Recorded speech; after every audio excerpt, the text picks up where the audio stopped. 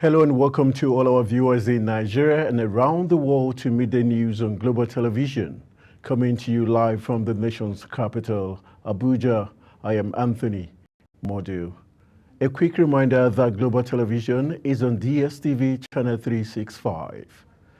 The challenge of insecurity and fragile borders have been identified as factors bedeviling trade in West and Central Africa.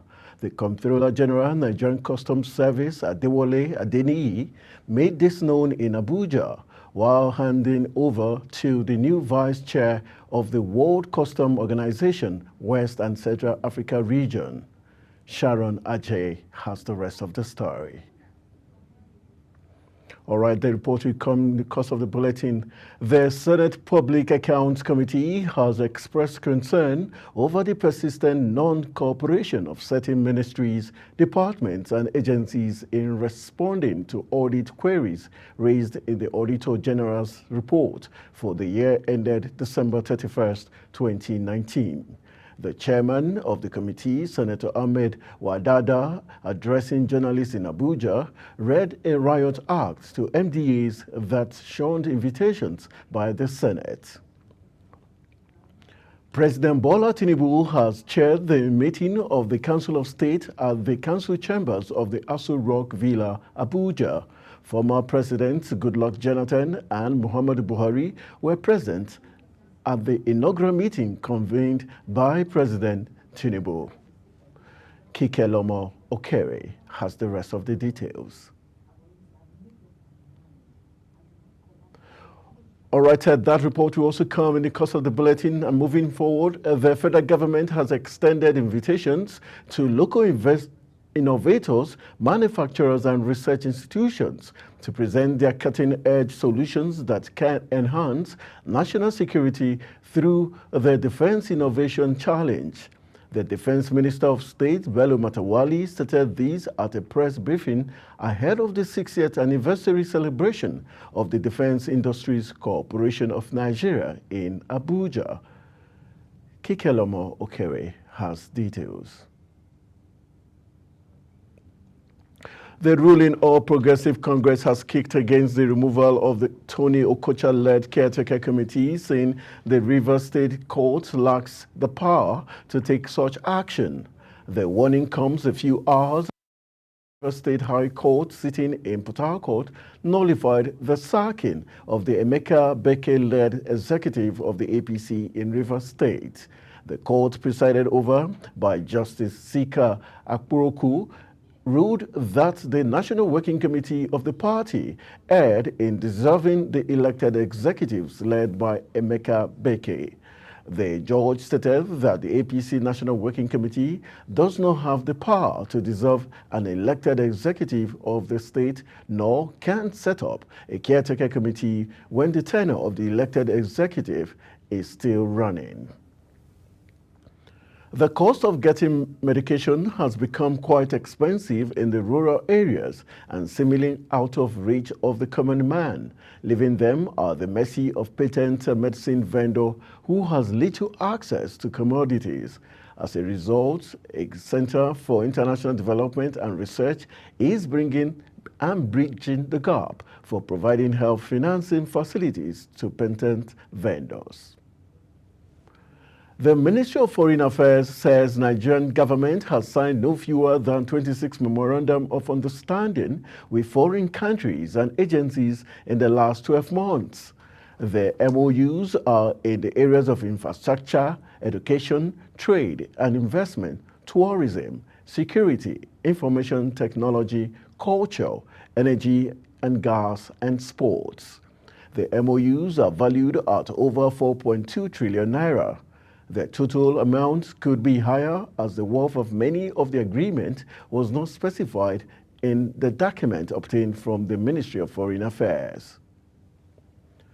The Inspector General of Police, Kayode Igbetukun, says the force is on the trail of those responsible for the violent protests across the country. The Inspector General of Police disclosed these at the Nigerian Police Force Youth Summit to celebrate the International Youth Day in Abuja. The year is set aside by the United Nations to be celebrated as the International Youth Day. At this year's celebration coming immediately after 10 days nationwide protest, it is an avenue for the Nigerian Police Force at this Youth Summit to dialogue with stakeholders, especially youth, on the vital roles of youth. August 12 every year is set aside by the United Nations to be celebrated as the International Youth Day. At this year's celebration coming immediately after 10 days nationwide protest, it is an avenue for the Nigerian Police Force at this Youth Summit to dialogue with stakeholders, especially youth, on the vital roles of youth in governance and national security. Speaking at the Nigerian Police Force Youth Summit, the Inspector General of Police, Kayode Egbetokun, disclosed that the police only targeted a specific shop within the NLC building, which was linked to a prime suspect in the End Bad Governance protest. The police boss also denied allegation by the Nigerian Labour Congress that police raided its head office in Abuja. I won't be able to share the details yet because we are still on the trail of these individuals. Some of them are already out of the country. They immediately escaped. Some of them are even foreigners. One of them was traced to the Labour House the other day, and I was just wondering why the noise about the raid on Labour House when the police didn't raid Labour House. We raided only a shop that the individual was using as a front, and we have been monitoring his activities. He was very active in the Sudan crisis. The President, Bola Ahmed Tinubu, who was represented by the Minister of Youth, Jamila Bio Ibrahim, says youth empowerment is not just a future investment, but a present-day imperative. To review, but there really wasn't much of a change. But then we realized some gaps, like youth well-being, to be well addressed, and to that effect, the committee that is reviewing it has actually included or recommended we establish a youth well-being department in the Ministry of Youth Development to address mental health, sexual and reproductive health. Beyond the recent protests, the emerging challenges in the country remains a source of worry. The police authority says forums like this will become a regular part of their program meant to address trust deficit with the populace. Kike Lomo Ukeri, Global Television. The challenge of insecurity and fragile borders have been identified as factors bedeviling trade in West and Central Africa. The Comptroller General, Nigerian Customs Service, Adewale Adeniyi, made this known in Abuja while handing over to the new Vice Chair of the World Customs Organization West and Central Africa region. Sharon Ajay has the details.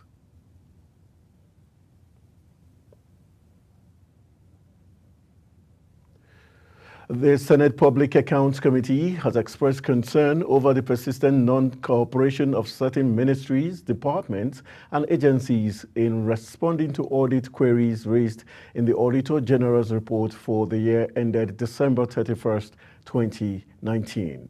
The chairman of the committee, Senator Ahmed Wadada, addressing journalists in Abuja, read the Riot Act to DAs that shown the Mo Okere has details. The Senate's Public Accounts Committee expressed its disappointment with ministries, departments, and agencies, emphasizing that their failure to attend public hearing and respond to queries hinders the committee's effort to submit a timely report to the Senate plenary. Senator Wada further warns that the Senate will leave no stone unturned, adding that there is no agency that is above the law. The committee is very displeased with the attitude of foot dragging by agencies who are by law expected to respond to parliamentary invitations and account for their actions. He further says failure to appear will attract unpalatable consequences from the committee and the Senate. Nobody is above the law, and whoever you are, whatever you think you are, Nigeria makes you. So you cannot be greater than Nigeria. And this is Nigeria. The National Assembly is Nigeria. We are sitting on mandate of Nigerians to protect their interest. The committee reaffirmed its commitment to protecting the interests of Nigerian people and ensuring that public funds are managed with utmost integrity. Among the MDAs identified as non-compliance are the Office of the Accountant General of the Federation, Mining Cadastral Office, Federal Inland Revenue Service, Nigerian Upstream and Downstream Petroleum Regulatory Commission, among others. Kike Lomo Okeri, Global Television News. The Economic and Financial Crimes Commission has donated the sum of 50 billion naira to support the Nigerian Education Loan Fund. This was disclosed by the Anti-Graft Agency when the fund's managing director and chief executive officer, its management team, on a courtesy visit to the EFCC headquarters in Abuja. Sawyer noted that the fund designed to provide funding for the education of indigent students. The Nigerian Security and Civil Defense Corps in Jigawa State says it recovered the remains of 2 men from the pond in Berinkudu local government area of the state. The command's public relations officer, Badruddin Tijani, made this known in a statement issued in Dutse, the state capital. Tijani said the disease identified as Abubakar Alhaji, 20, and Abubakar Abdullahi, 25, drowned while crossing the pond on their way to the market in Waza village. Libyan driver was arrested in the Bish area of Libya for attempting to smuggle 6 undocumented female migrants from Nigeria.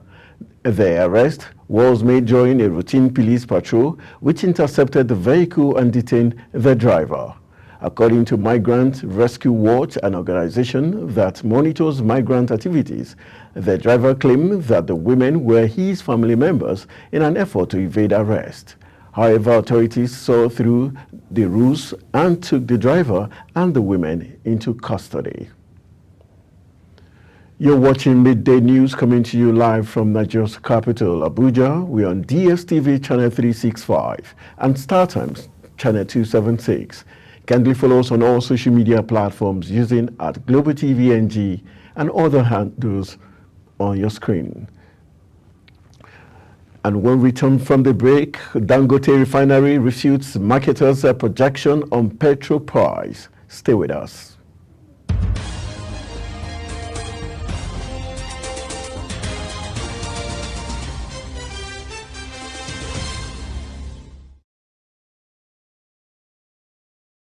This is Global Television bringing you live broadcasts of Midday News. Thank you for staying with us.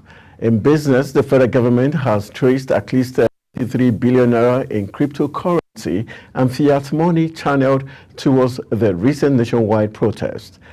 They include $50 million of cryptocurrency and $38 million of which were blocked in 4 cryptocurrency wallets, and 4 billion naira contributed by various political actors in Abuja, Kano, Kaduna, and Katsina. This was part of a presentation by the National Security Advisor, Nuhu Ribadu, at the inaugural meeting of the Council of State convened by President Bola Tinubu at the Aso Rock Villa, Abuja. The federal government has taken delivery of 70 hybrid jet mover buses from Jet Motor Company in a bid to enhance the country's transportation sector. The Nigerian automobile manufacturers made this disclosure in a statement. The buses, which operate on compressed natural gas and premium motor spirit, are expected to provide affordable and comfortable transportation for Nigerians. Refining Company, a refinery under the management of the Nigerian National Petroleum Company Limited in Rivers State, has again failed to commence operations after about 6 postponements. It was observed that the promises made to Nigerians by the Federal Ministry of Petroleum Resources and NNPCL about the refinery have continued to witness multiple failures. In July, the Group Chief Executive Officer of the NNPCL, Mele Kyari, stated categorically that the refinery would come into operation in early August.